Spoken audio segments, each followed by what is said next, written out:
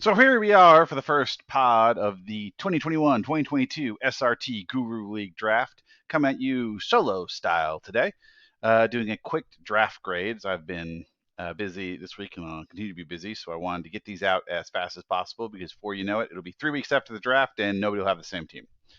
So we're going to do a quick rundown. I also ran our numbers through the digital computerization statistical models I got to generate a scientific basis for some different rankings that sometimes match up and sometimes don't.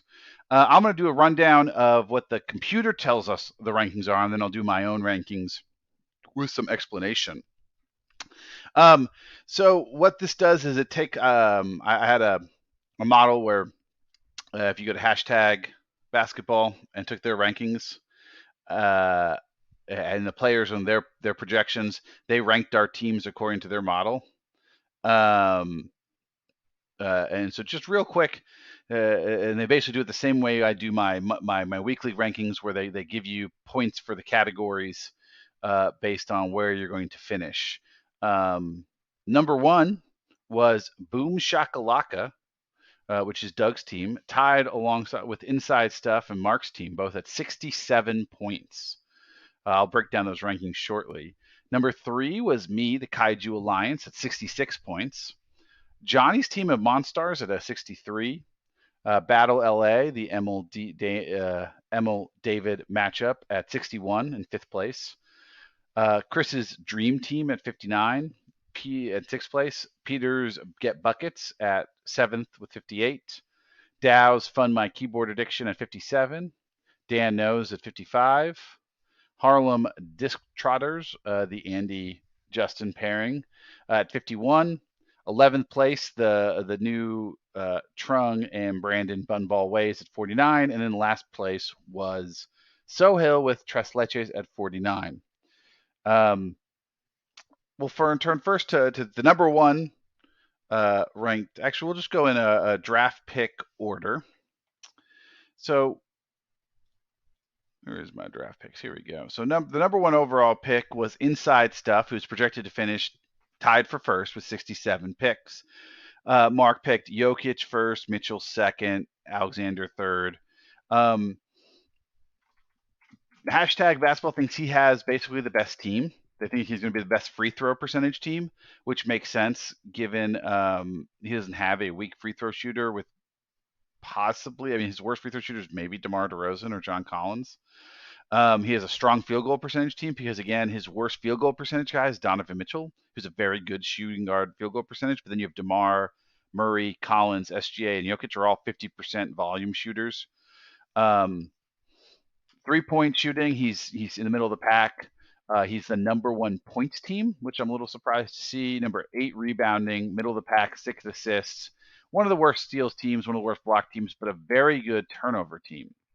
So it's really winning a lot. He's a top efficiency team as well as top points, and those are basically what his stats are. I personally gave him a B plus.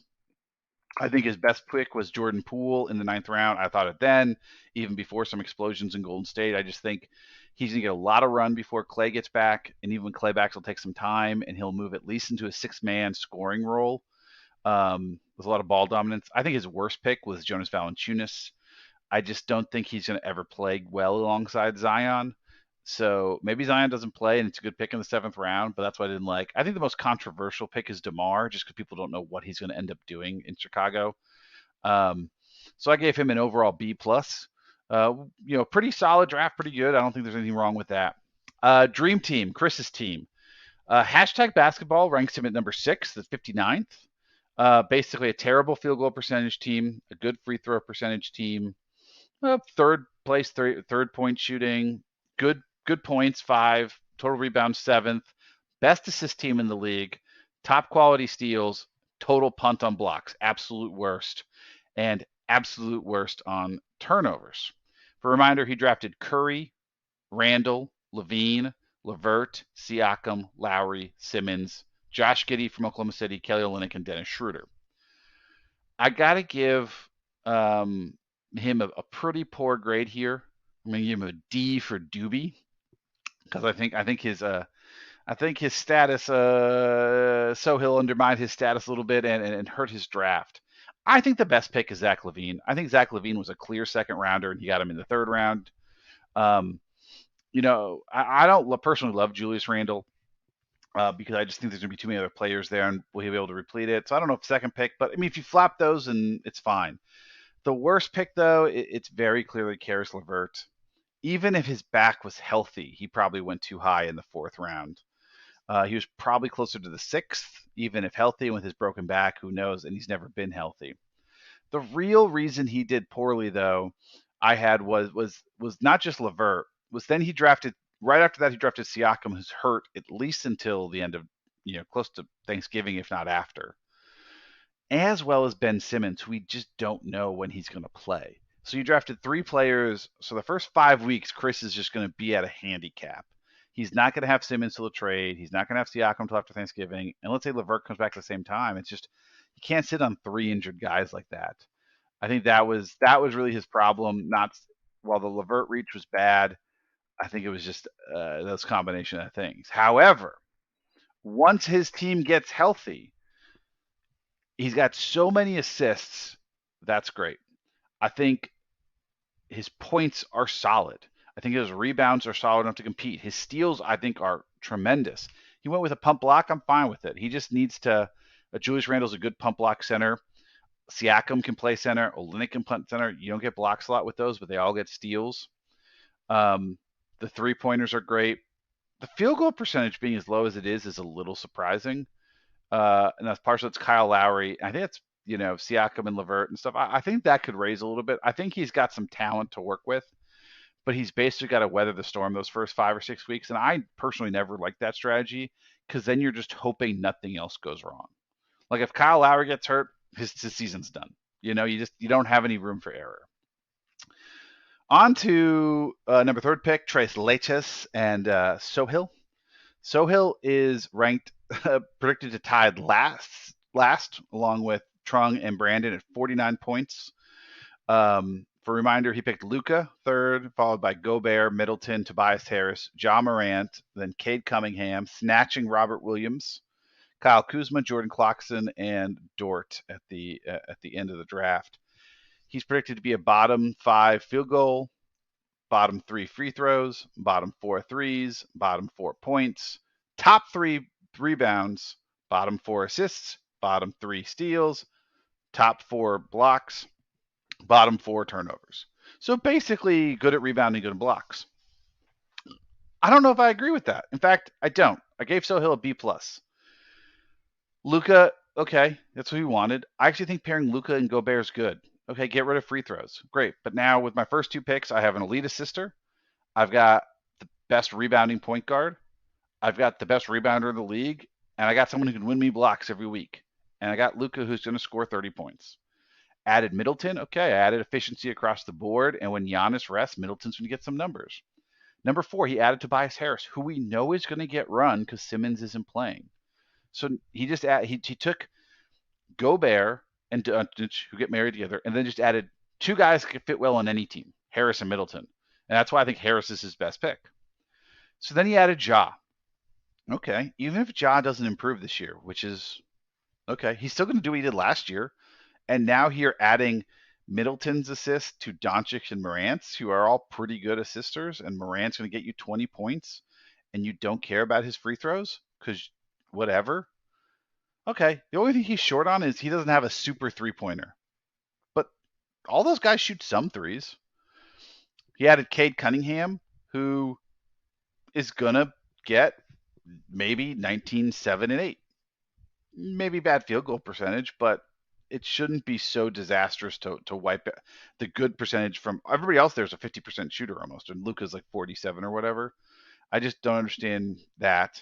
Sure, his turnovers are going to be high, but he actually, I mean, it's not going to high. Gobert, Middleton, and Harris don't get a lot of turnovers. So Robert Williams was a great pickup in the 7th. I don't think he's played particularly well, but it's like, okay, he's going to add a few blocks here and there. I think actually his worst pick was Kyle Kuzma. He's just a scorer, and he can shoot bad free throw percentages. He doesn't shoot a lot of threes. Clarkson's good. Clarkson's going to get you points and threes and six man and some assists and whatever. Dort's already dropped. He was the last pick. I'm not rating people on 10th pick. I think his most controversial is Robert Williams for two reasons. A, he dropped for a reason. We don't know if he's even going to be that good on Boston or if he's even that good of a player. And obviously, the controversy in the draft itself was the biggest controversy coming out of the draft. But I gave him a B plus. I just think he has a really solid team that can fit with anything. He paired Luka with Cade Cunningham, Luka's get compared to, and John Morant. He paired Gobert and Robert Williams. He compared Middleton and Harris. I just think it'll end up being good. And if he needs to make moves, it's easy for him. So I don't really agree with hashtag on that one. Another one I don't agree with is Monstars. Johnny is predicted to go fourth by hashtag. James Harden with the fourth pick, followed up with Jimmy Butler, Chris Paul, Rashawn Holmes, Draymond Green, the Patrick Williams disaster, Spencer Dinwiddie, Nickeil Alexander-Walker, Mitchell Robinson, Larry Nance Jr. I'm giving Johnny a B minus. Obviously, his worst pick is the Pat Williams. Even if it was Robert Williams, I think it improves his team moderately. I actually think the most controversial pick is picking up Mitchell Robinson to kind of make up for that. Because if Mitchell Robinson hits, he'll be good to go.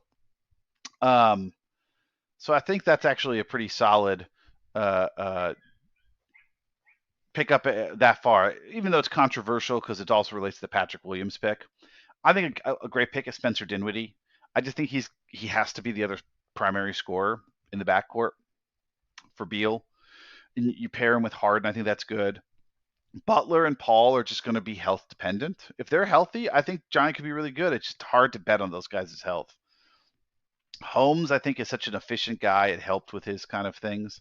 Johnny's predicted to be one of the top 4 field goal percentage teams, the second best rebounding team, pretty good steals team. He's actually, sorry, that's my thing. Sorry. Blech. Top 3 field goal percentage team, top 5 free throws, top 5 rebounds, third best assists, second best steals, fifth best blocks, seventh turnovers. He's actually the worst 3 points and the worst points. And part of that is Jimmy Butler doesn't shoot threes and Chris Paul doesn't get enough points. Neither does Rashawn Holmes, neither does Draymond Green. That's the only problem. Johnny actually is a punt point build that has actually worked pretty well. The problem is when he punts points, he's also just basically punting threes, and he is very far behind on threes. So, for example, he's projected to get 1.17 per player per game. The best team get buckets is 2.18. But more importantly, the second worst team, Giants 1.17 a game. The second worst team is 1.51. So there's a world of a gap. And the difference between the 11th and 4th place team is 0.3 threes. That's more than the difference between that. It's a world of hurt. He needs to get threes, or he needs to I think trading James Harden for a center could actually make his team great. A center that gives assists, I think it could be really good for him. So I think that's where Johnny goes, B minus. Solid team, just that back end and missing some pieces that makes it harder for him to move. We're going to take a short break, but we'll be back with more draft analysis as I continue to solo pod it on. And so we continue on with the draft guide pod. We are on to pick number 5, which was taken by a very handsome commissioner folk in myself. I took Karl-Anthony Towns, followed by the LaMelo Ball, Jaren Jackson Jr., Porzingis in the 4th, OG Anunoby, Bogdan Bogdanovic, Mike Conley, Jakob Poeltl, Daniel Gafford, and Mo Bamba. So hashtag reference actually has me finishing 3rd, close behind both Doug and Mark with 66 points. And the basis is I am the number 1 block team far and away. I am also the number 1 turnover team. I'm the 5th ranked steals team, the 4th ranked field goal percentage team, the 2nd rebounding team, and then the 6th third point. My weakness being free throws at 9th, points at 11th place, and last place in assists. I think my best overall pick was probably snagging Jaron Jackson the third. In the third, I think he's going to have a good year. I think my worst pick is Mike Conley. I didn't want to pick it, but there was value, and I had, at that point I just needed another point guard to play. My most controversial move was I know everybody wants to say the LaMelo Ball, but it's actually taking six centers, which actually might actually fall into the worst pick. It's just something I can do. I was mostly drafting on value and thinking, okay, I'll take these centers in the third and fourth, and it's going to be a drop off after that. And at that point, just kept picking up centers at the end round because all my sleepers and kind of picks have been snagged up. So I like my team overall. It's center strong. I've got a foundation to get more assists. I just have to move some pieces. So I've got trades to make for sure. But moving on, we've got Dan Knows, who picked Giannis, followed by Sabonis. The big trade for Westbrook, Anthony Edwards, and Drew Holiday in backup picks, and then Kyrie Irving with the 67th, followed by Covington, Marcus Smart, R.J. Barrett, and Scotty Barnes. Um, hashtag does not particularly like Dan's team, predicting him to finish ninth, being a bottom, the worst free throw team in the league, and a bottom team in turnovers, blocks, as well as threes. His strength is the number one team in steals, number two team in assists, fourth team in rebounding, along with the fifth team in field goal percentage. Um, I don't particularly like Dan's draft for a multitude of reasons. I gave him a C plus overall. Um, Drafting Giannis and Sabonis, certainly there's some congruity there with free throws um, and understanding it, and then taking Westbrook again, you're kind of doubling down on well, I'm tossing away free throws in a punt field. The biggest problem though is your top three picks don't shoot threes, and that might be easy to get, but also your top three picks don't block particularly high. So now he drafted Anthony Edwards to get the points, which I get in some threes. Drew Holiday again, okay, some consistent stuff. Irving is a value pick. I get it. But the Covington, Smart, Barrett, and Barnes, I just don't see a lot of threes here. I see bad free throw percentages. And despite having a free throw punt block guy, which usually means okay, I'm gonna have lots of centers, lots of rebounds, lots of blocks. He has the rebounds, but he's one of the worst block teams. He doesn't have a single consistent blocker. So it's kind of a hodgepodge of teams that is difficult to move off of. So we'll see what Dan does. I'm sure he'll have some moves and prove us wrong, as he usually does. But we'll move on to the number seven pick, which was Dow, with taking Katie, followed by Bam, Darren Fox in the third, Clint Capella, Terry Rozier, Evan Mobley, Buddy Hield, Miles Bridges, Montrezl Harrell, and PJ Washington. I'm giving him a solid B plus. I think hashtag has him ranked number eighth, 57th. He's the best field goal percentage shooting team in the league. Uh, Second worst free throws, second worst 3 points, third worst points, but he's the best rebounding. So you got best field goal, best rebounds, second best blocks, pretty good turnovers, but pretty much bottom of the board, free throws, threes, assists, points, and steals, which is why he's kind of middle of the pack. He's basically designed to be he's going to win most four categories most weeks. The problem is he's going to lose five categories most weeks. Um, I really like the Clint Capella pick in the fourth round in particular because Clint's a very stable center these days. There's nobody who's competing with him points in Atlanta Hawks, and he's going to get lots of playing time.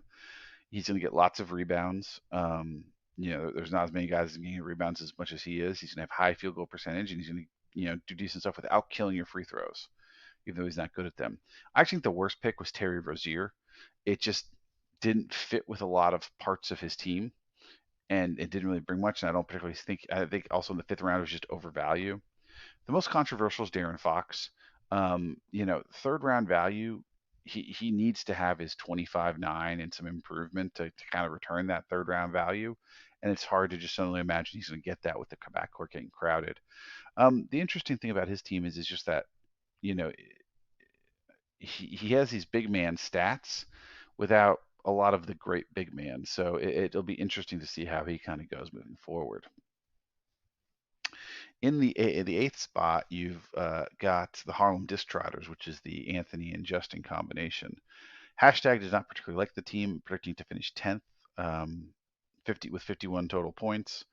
Their strong marks are their points, where they finish fourth, their assists, where they finish fourth, and their steals, where they finish sixth. Everything else is in the bottom half, mostly ranked eighth.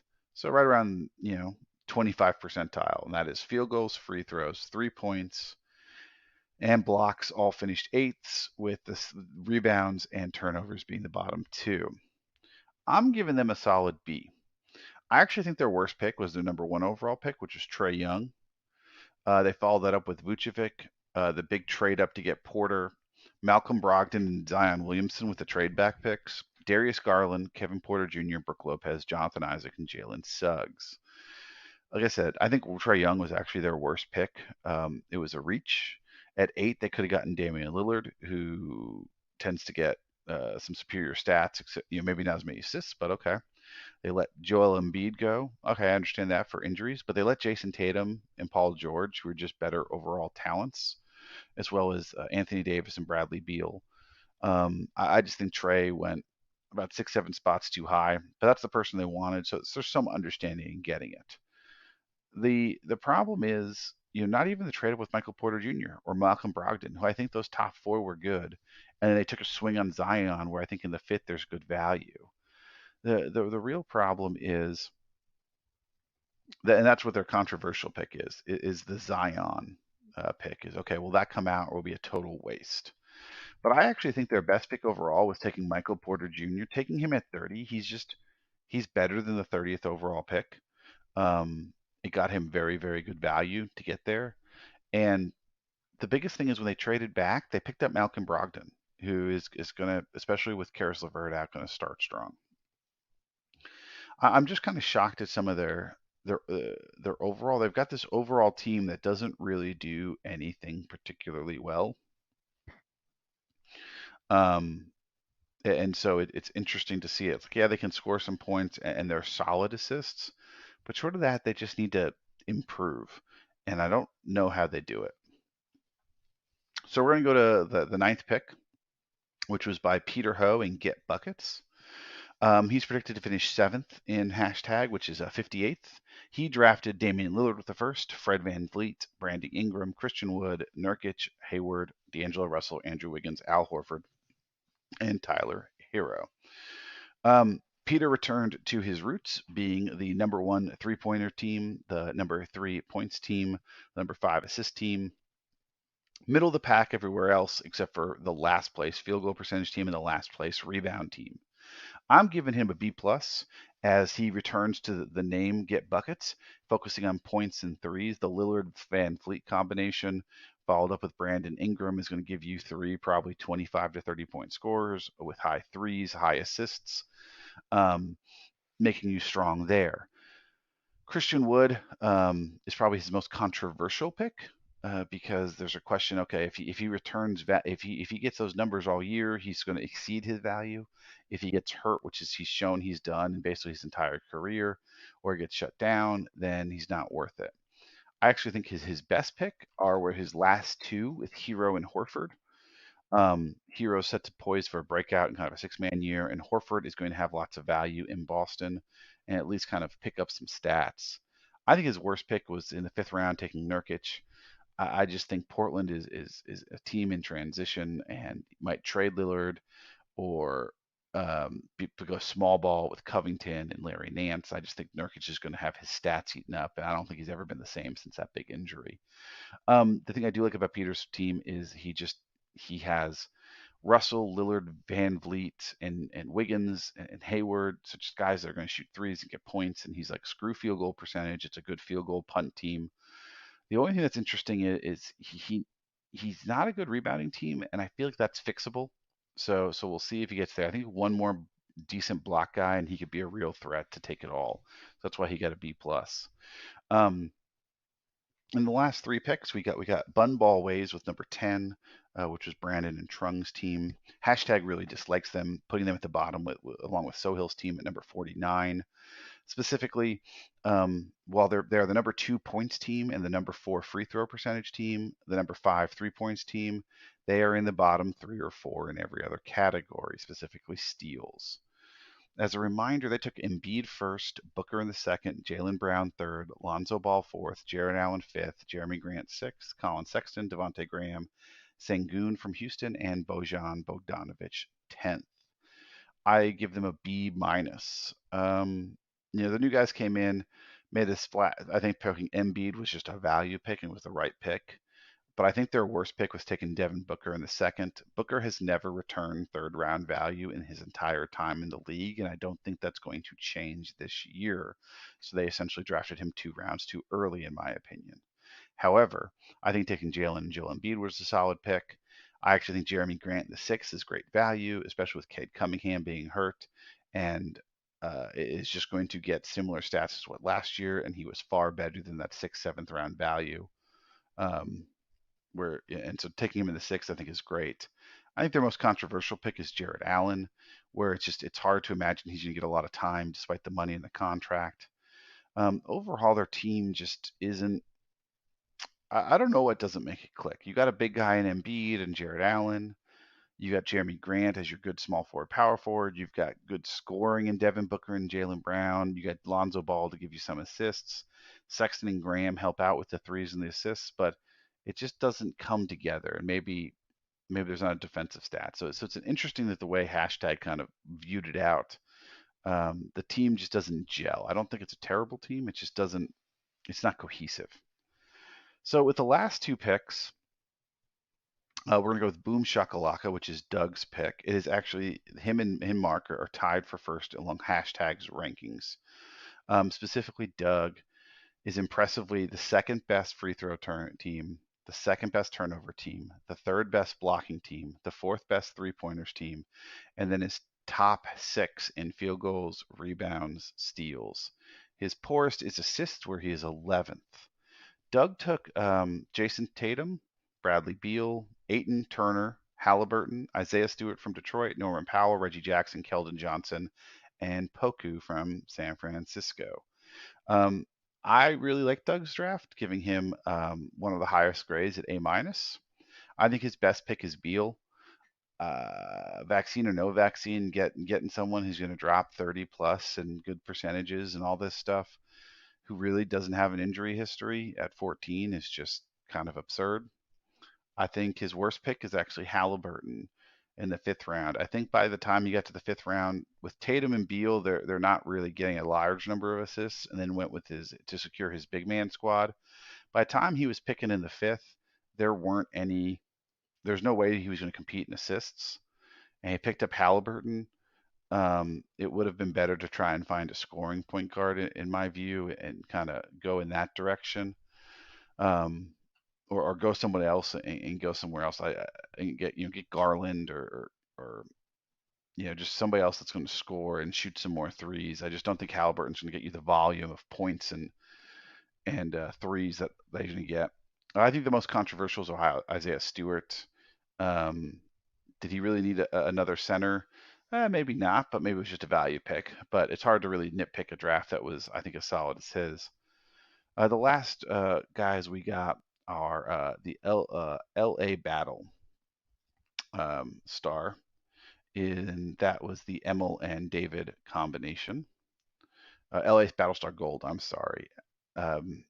They've actually been predicted to finish 5th with 61 points by hashtag basketball. Their strengths being number 3rd in steals, number 2 in threes, and then the real thing is that they're just a top half team in blocks, turnovers, assists, points, free throw percentages, with their only weakness being the worst team in the league in rebounds and one of the worst field goal percentage teams in the bottom 3 or 4.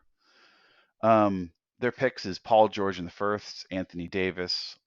They traded up to get LeBron, but then were able to snag CJ McCollum in the 4th with Mikal Bridges in the 5th, Boucher in the 6th, Derek White, Jalen Green, TJ McConnell, and Kemba Walker. I actually gave Emil and David the highest grade of the entire league with a straight A. I think the trade up for LeBron James was incredibly smart. Um, I think that's about where not only should have gone, but the fact that he was there, he was very strong value on the board.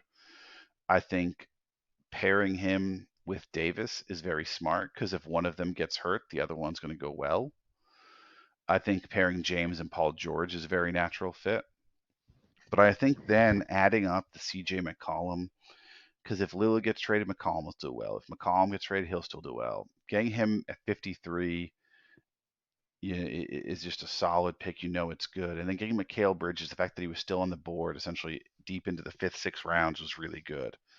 I actually think their best, like I said, their best trick was LeBron James. I think their worst pick was their last three.